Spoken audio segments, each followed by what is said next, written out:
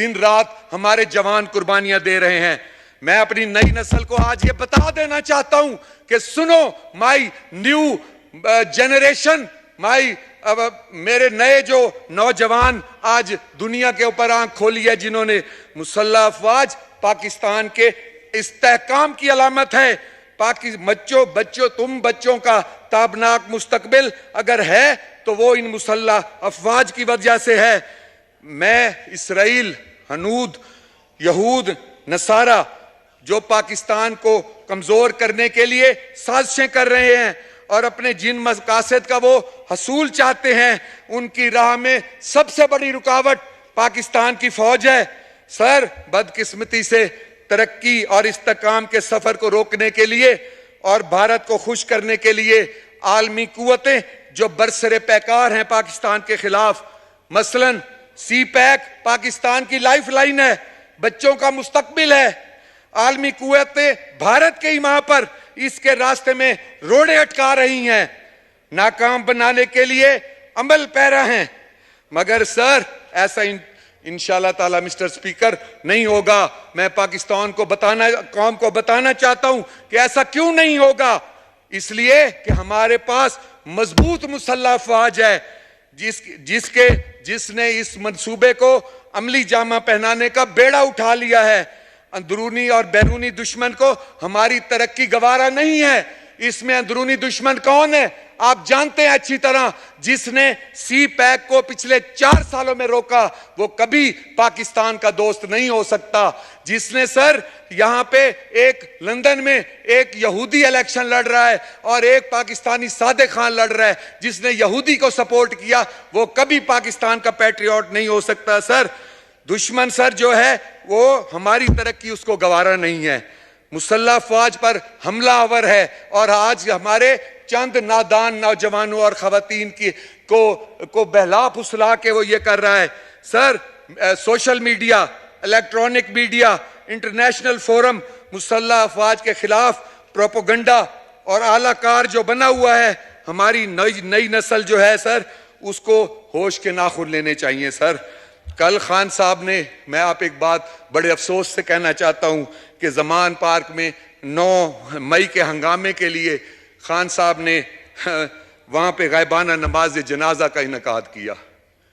Sir, मैं आपको गौर से ये आपका mister speaker, I need your special attention on this issue कि उन्होंने गायबाना नमाज जनाजा का इनकाद किया, जबकि आज तक हमने नहीं सुना कि कोई एक भी पीटीआई का कारकुन कोई अल्लाह को प्यारा हुआ हो।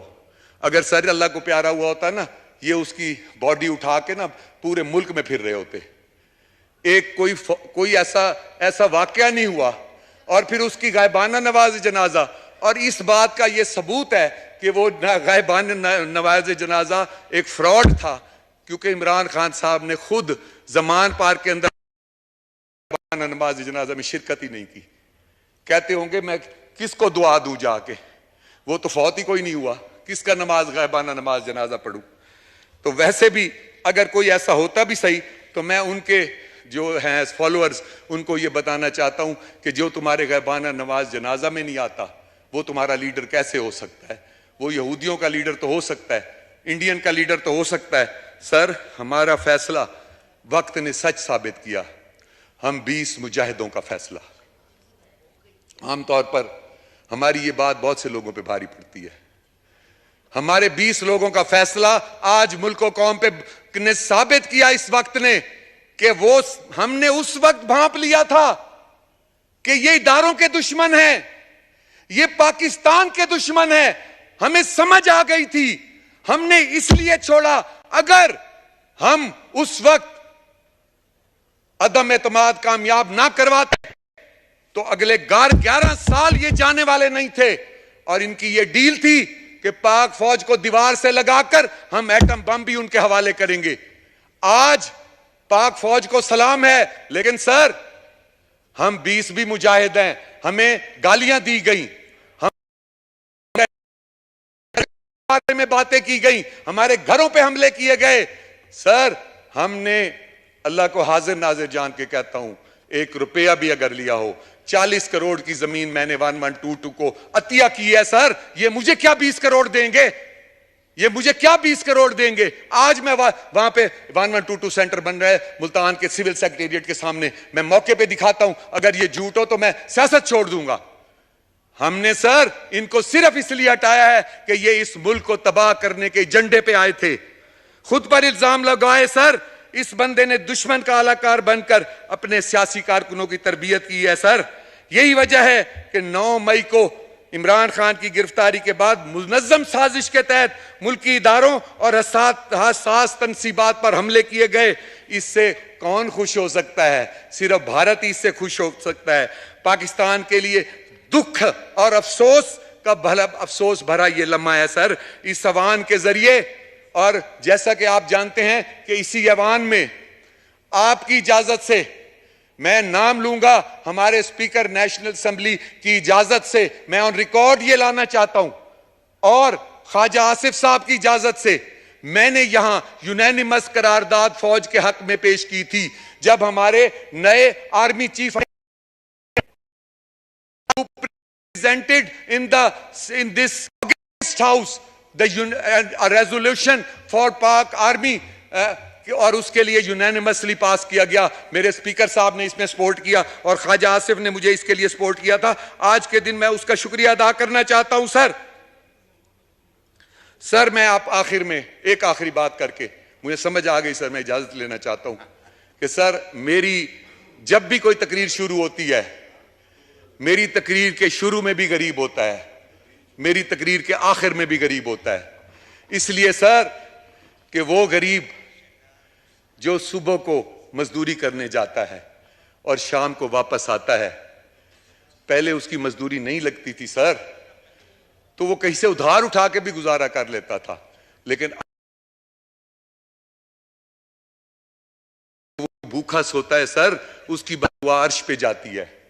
वो बदुआ इन साजिशों को लगेगी सर जो हर वक्त मुजाहरे करके, अब सर कल भी एक मुजाहरा हुआ है यहाँ पे, कल भी एक यहाँ पे एक धरना हुआ है सर। मैं सुबह कुदरती अपने पार्लियामेंट लॉज से निकला हूं तो मैं उसी तरफ गया तो खुदा की कसम लगता था कि यहाँ ऐसे साफ सुथरा हर चीज ऐसे पड़ी थी जहां कोई कल यहाँ पे कोई लाखों बंदे थे ही नहीं। ऐसे लग रहा था कि यहां कोई आया ही नहीं है। और सर कर जब इतना बड़ा बहुत बड़ा समंदर हमने देखा है और उस समंदर से पता ये लगता था सर एक पत्ती भी किसी दरख्त की नहीं उन्होंने उतारी। ये होता है सर धरना, ये होता है धरना। और अल्लाह रहम करे ये वो धरना था जो पाकिस्तान के मुहिब्बे वतन लोगों का था। और इसी इस्लामाबाद में धरना हुआ था सर, इसी इस्लामाबाद में आग लगाई गई थी। कौन आग लगा सकता है? इंडिया का एजेंट आग लगा सकता है, यहूदियों का एजेंट आग लगा सकता है, पाकिस्तानी नहीं कर सकता ऐसे सर। मैं सर आखिरी बात करके आपसे इजाजत चाहता हूं। मेरा गरीब सर भूख से मर रहा है। मैं हाथ जोड़ के अपील करता हूं, पीडीएम से मैं हाथ जोड़ के अपील करता हूं, तमाम सियासी जमातों से, और अगर इमरान खान साहब एजेंट नहीं है यहूदियों के, एजेंट नहीं है इंडियंस के, तो मैं उन्हें आज चैलेंज करता हूं कि वो इलेक्शन के लिए ना बैठे, क्योंकि हर इलेक्शन के बाद महंगाई बढ़ जाती है। वो चार्टर ऑफ डेमोक्रेसी के लिए बैठे पीडीएम के साथ और 10 साल का चार्टर ऑफ डेमोक्रेसी बनाएं बैठ के, और ऐसा चार्टर ऑफ डेमोक्रेसी हो जिस तरह आर्मी के मामलात को कोई इंटरफेयर नहीं करता, उस 10 साल की चार्टर ऑफ डेमोक्रेसी को no one should interfere in that. और सर आखिरी बात कि मैं गरीब के लिए 2018 की रेट की आपसे रिक्वेस्ट करता हूं कि उस चार्टर ऑफ डेमोक्रेसी में 2018 के आटा दाल घी चीनी के रेट दिए जाएं। And sir at the last I thank you for your time, for your patience and the respect you have given to me. I'm thankful to you, sir. Thank you very much.